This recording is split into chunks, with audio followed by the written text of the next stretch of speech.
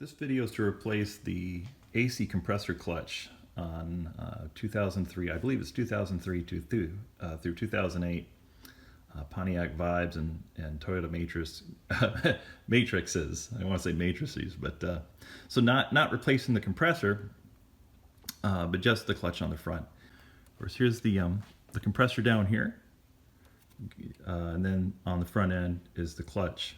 And the clutch is just an electromagnetically actuated friction plate on the front. And then replacements come as a kit. You get that plate, you get the pulley, and then also the bearing that's inside, and then the electromagnetic coil that's behind it. It's a little pricey, but they're pretty nice. And it's actually something you can replace without even having to go under the car. And the way we do it, and you don't have to disconnect the refrigerant lines either. That's another nice part. The way we do it is we're just going to dismount it from the engine, and while it's still connected to the hose, is just rotate it so the clutch end is facing up and we can get at it.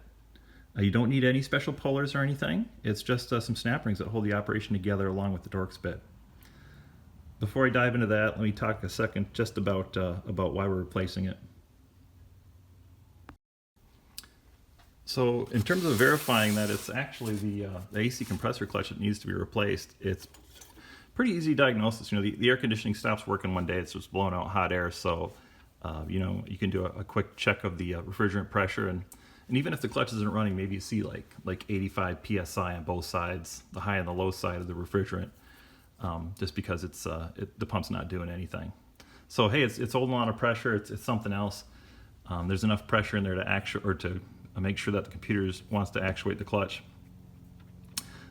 As opposed to some safety thing going off saying that if my pressure's too low, I'm not going to do it. Some cars are like that.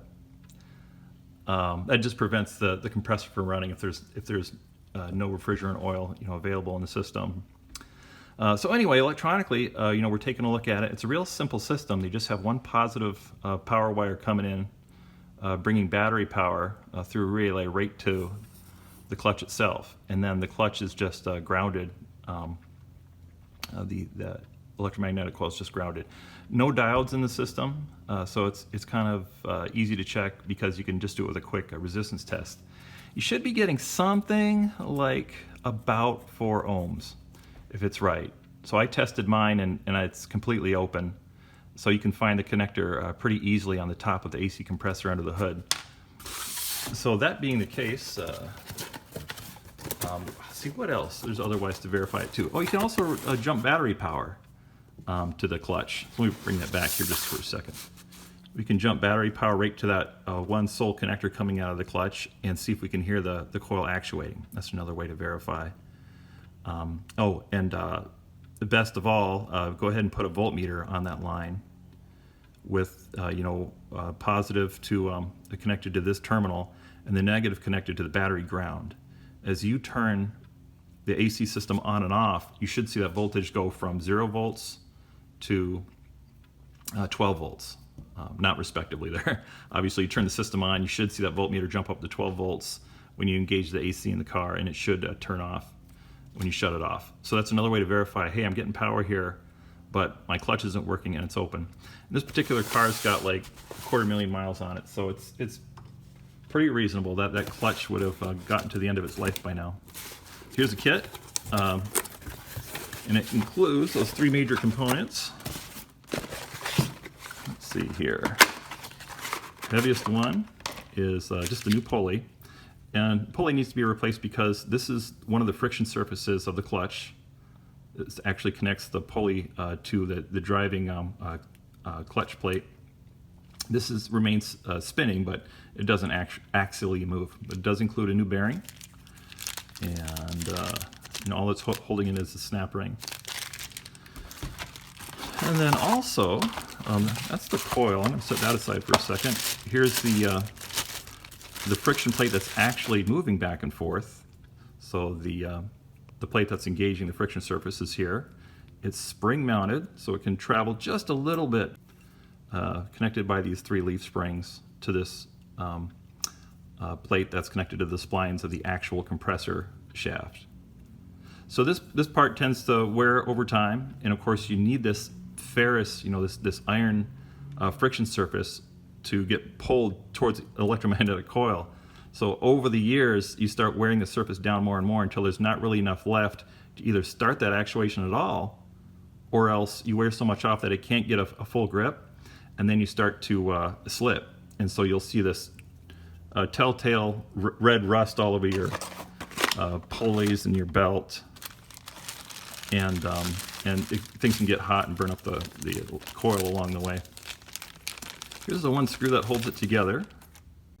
And then these three washers are actually shims, and they have to be put in a certain place. They're kind of in the same place that are as are the ones that come with the vehicle, but you'll see what those are about. And then finally, there is the electromagnetic coil, and this is the guy that's failed. So it's real simple. There's another snap ring that holds that in place. The Torx bit in here is not for anything in the clutch, it's to hold the electrical connection in place. But you'll see just one terminal sticking out there, and then the other connection for this big coil of wire is just made through the ground. And as a quick demonstration here, we'll just take an ohm meter, set it to measure ohms, and verify that the meter is working, the fuses aren't burned out, and it's measuring as it should, just by connecting those leads together, making sure that we're getting virtually no resistance, so well under 1/2 ohm in that case. And then we can take those same two leads. I'm going to hook one up here to the ground of the coil. You'll see the ground connection actually there too. The other end, I'll just stick my alligator clips in there and catch that single lead. And watching the ohm meter here, it climbs up to just under 4 ohms. So, plus or minus an ohm. Let's say it was 2 to 5 ohms. Is probably something that should still be operating the vehicle. Hey, my wife is home, so we'll get in the car and replace it. But just to finish this off, if we were to do the same thing with on the vehicle, like I said before, one lead's connected to battery ground. You'll see this other lead sticking out on top of the air conditioning compressor. You can connect it there, and we get like an over limit, or something that goes beyond the. I'm sorry, it would show infinite resistance if it's completely burned open. But anything over maybe 6 ohms, say, would be something that would be highly suspect. And in that case, maybe it's just some dirty connections or something. But chances are you'll either get a completely open circuit or one that shows about 4 ohms. Okay, the first thing we'll do is get this belt off. There's a little service point right back here on the tensioner. And it takes a 19mm socket. I got a special little belt tool, but you certainly don't need it. You can do it just with a 19mm wrench. And I'm gonna rock that thing forward. Doesn't travel very far. I'm just gonna slip the belt off of the alternator here, and try not to take it off too much. Try to leave it wrapped around everything, because man, it is really tough to try to just figure out on your own how that belt goes back. So try to get it in place. Make sure to take a picture of that belt routing before you take it off, unless you're sure that you can get a picture off the internet of it. Like I said, to try to figure it out on your own is really tough, and trial and error in that environment is really time-consuming and frustrating. You actually can dismount the compressor without having to do anything else. There's 3 bolts that hold the compressor on, but it's going to be a ton easier if we get this alternator out of the way. So we're going to disconnect that and unmount it. It's really not too bad, but we definitely have to remove the negative battery cable first, because we've got a big direct connection between that battery and this alternator, and we don't want that positive lead swinging around and hitting the frame. So take off the negative battery cable off the battery.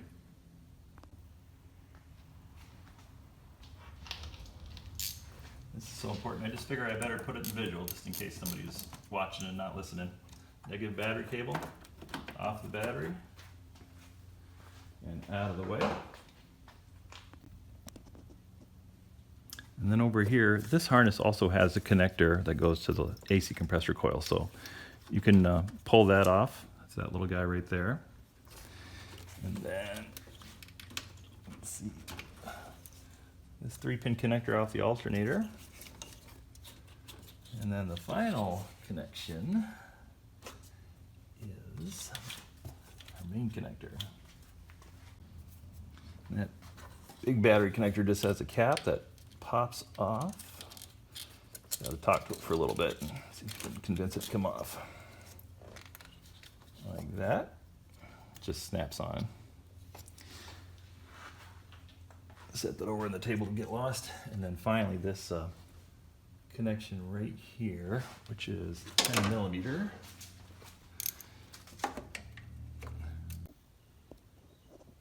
This little clip that holds this air conditioning lead onto the alternator just to support it as this goes down to the AC compressor. It's a little bit of a trick to get off. It's hard to see the other side, but if you it's on there like that, you can sneak under there with a small flat blade screwdriver and pry this tab up a little bit. As you pull it out in that direction, it'll come right off for you. Let's see if I can wiggle that 14 millimeter head bolt out of there. And the only remaining one is this guy.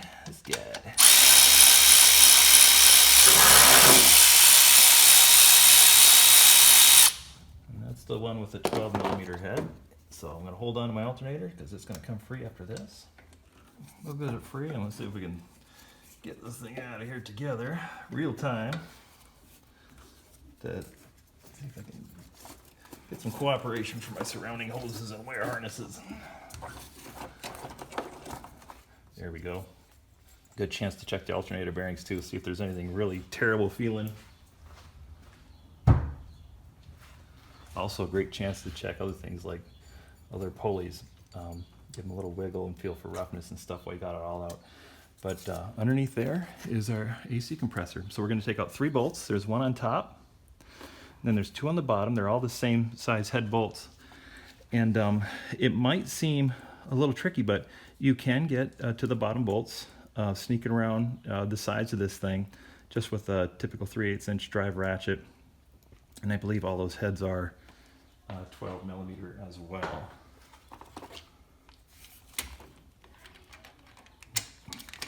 Or I'm lazy, so I'm going to start with the easiest one.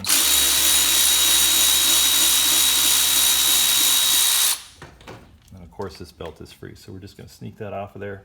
Again, try not to disturb the rest of the way the belt's laying on the rest of this stuff too much.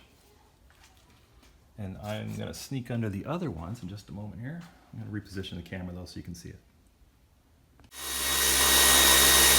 It's a little faster.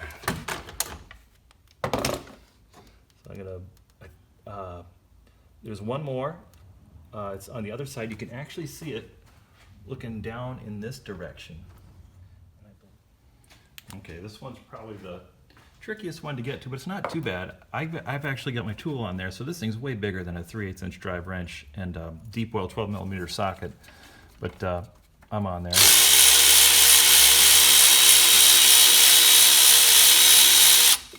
And I did go ahead and just leave the top bolt here installed loosely,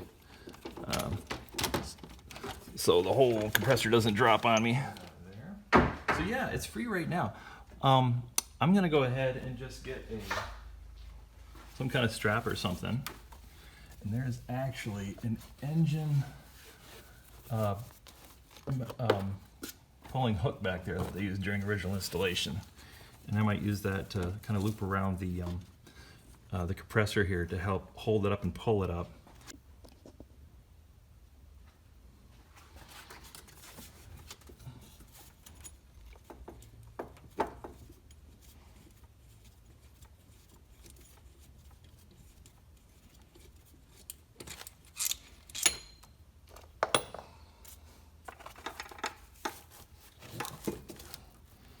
Okay, it's free. So my goal again is to tilt up the front end of this thing.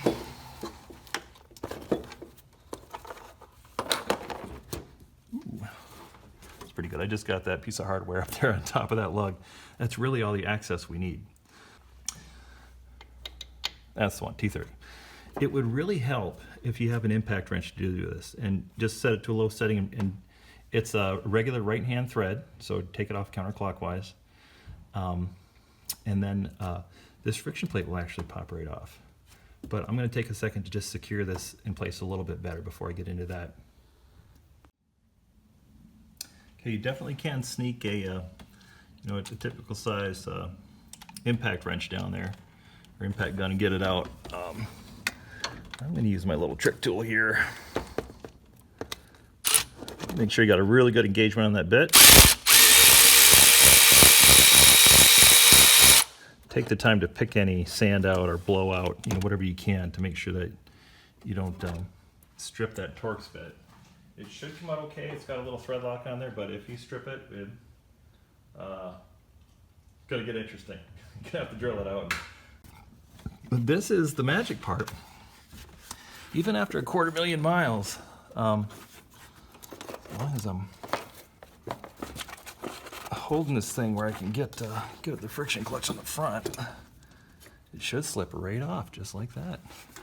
You'll see all that red dust that you see elsewhere too on the belts and stuff. So this is the part where you can actually see how much material's worn off. And that's the ferrous material that once that wears away, the magnetic field doesn't have enough to pull on to keep it going, and things start to snowball downhill from there. So that just comes off.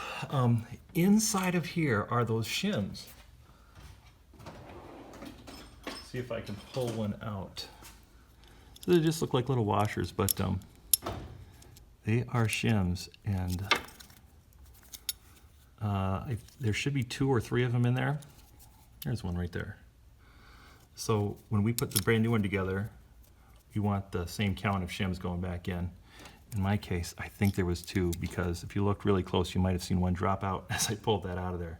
So be careful to watch for that. After that, there will be a, you might want to blow this out a little bit with air. You'll see a snap ring in there, and that's going to let the pulley and the bearing come off. Okay, stick our snap ring pliers, and you'll see it's a external snap ring in there. So when I take this off, I better make sure that whatever is holding on to my pulley isn't going to fly off. But it might take a little tap or something with a little punch from behind. But it should not take a puller, even if it's been on there for a big long time. Oh, make sure to try to keep a hold of that snap ring, although we don't need it anymore. The new one will come with the new one. The new clutch kit will come with a new snap ring pulley. And so now it should just pop right off. You can feel it kind of starting to walk. I guess if you wanted to, you could use a puller if you really had issues, if you want to get it in there, but just tapping from behind it with a punch will probably do it too. There it comes. Like most things, what really takes it off is just patience. So there is the old bearing, still feeling great, but lots of wear on that friction surface, so that's the reason that's got to get replaced. And then behind that, the electromagnetic coil. So we'll take off that little Torx bit. I believe that was a T25 that holds on to our bracket here for the wire. And there's one more snap ring. It is on the outside. You'll see another snap ring buried in there towards the center, but in both of these operations where you're taking off snap rings, it's the outermost one. So you'll see a snap ring down inside of the coil that we want to take off next. There we go.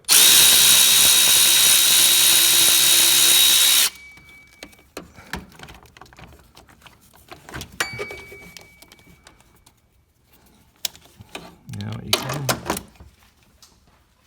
We'll be getting a new one of those Torx screws, so don't have to worry about keeping that one, but hold on to it just in case, you never know. Okay, the last thing to do is to remove the snap ring from inside of here, so really make sure you can get at it. But that snap ring is kind of, it's an external snap ring, so you want to open it up, but mine was pretty seized in there, so much so that I had to put the snap ring pliers down for a second, and around the snap ring you'll see a couple gaps. Even though it's a external snap ring, you can still get a screwdriver and some gaps and help just break it free. So my plan is to just break it free. See if you can hear this. There we go. Now the snap ring is able to move. I did that on each side of the snap ring. And now I'm going back in with my snap ring pliers to actually open it and remove it now that the snap ring is able to move. That's there we go.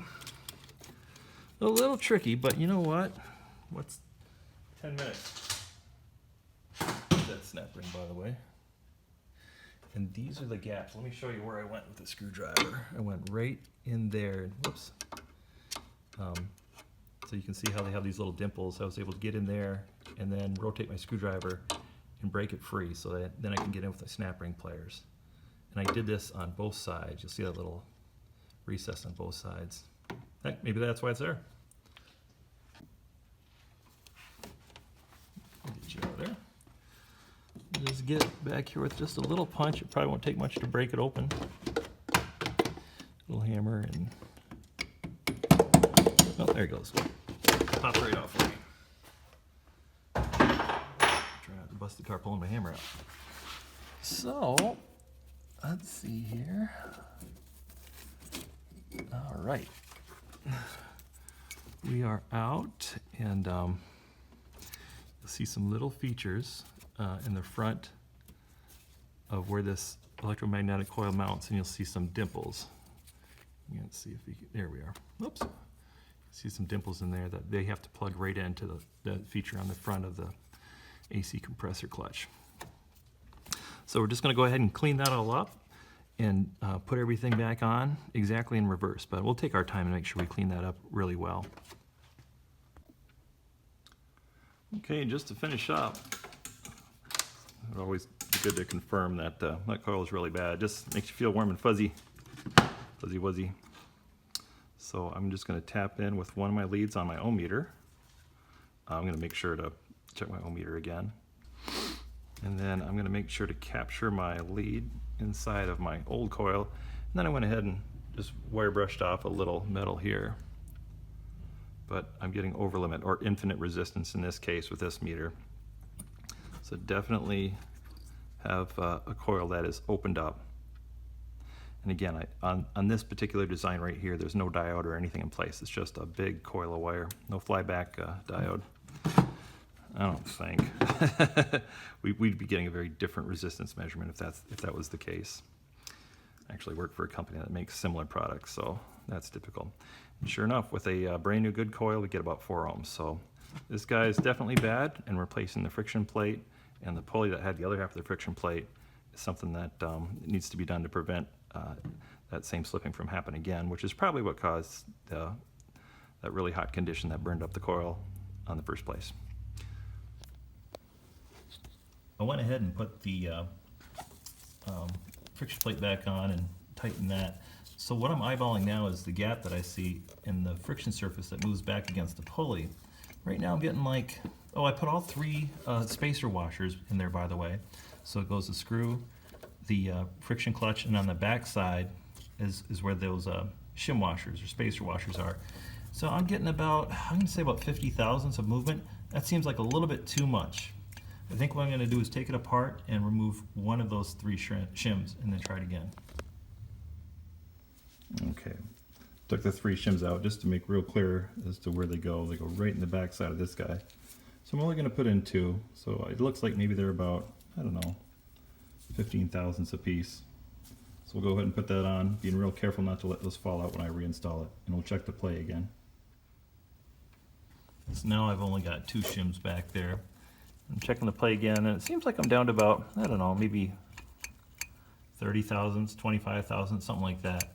So it seems a little proud yet, but in terms of how much movement there is, but I'm going to call that good.